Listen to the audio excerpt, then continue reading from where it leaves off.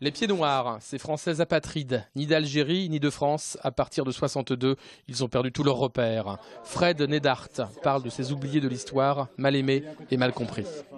On a souvent campé les pieds noirs dans une position d'exploiteurs. Ils faisaient suer le burnous, comme on dit. C'était des salauds, c'était des sales colonialistes. Il y en avait, bien sûr, mais en réalité, 99% des pieds noirs, c'était des petits blancs. C'était d'ailleurs des gens qui souvent ne touchaient un salaire inférieur à ceux de la France métropolitaine. Et ils faisaient leur boulot, ils n'exploitaient pas la population indigène. Comme ils étaient dépeints comme des méchants, on a estimé que le traumatisme de leur exode, c'était quelque chose de bien mérité. C'est-à-dire qu'ils perdaient tout ce qu'ils avaient, mais c'était des biens mal acquis pour l'inconscient collectif. Donc c'était bien fait pour eux, donc on avait complètement nié leur drame. Alors qu'en définitive, tout ce qu'ils avaient gagné, ils l'avaient gagné souvent à la sueur de leur front.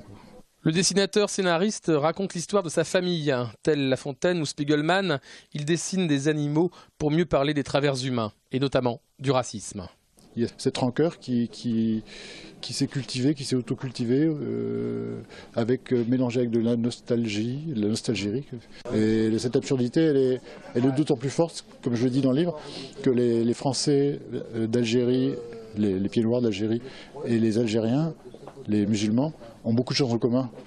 Ils ont les mêmes recettes de cuisine.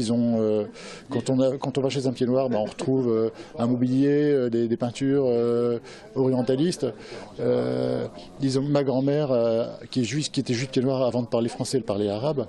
Et pourtant, ça n'empêchait pas de dire des horreurs sur les Arabes, quoi. Et c'est ça qui montre que le racisme, c'est complètement absurde, quoi. À sa façon, Fred Nedart fait œuvre d'histoire et libère la parole.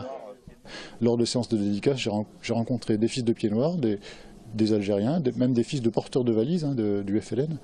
On en parle entre nous, on se tape pas dessus, on arrive à en parler en bonne intelligence parce que c'est quelque chose de révolu, même si ça fait partie de notre passé historique et familial. Les pieds noirs à la mer, aux éditions Marabule.